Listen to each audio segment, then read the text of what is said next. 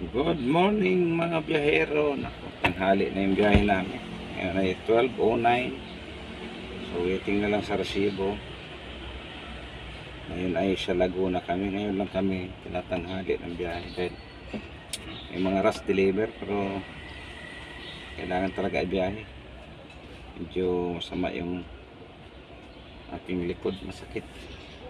Nagbantis ako, masakit din ang kamay. Masakit ang kamay. Yan. Saka ulo at saka likod masakit. Yan dito masakit.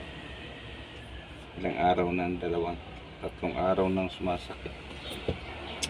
Abang-abang lang mga biyahero. Antayin ko ng resibo.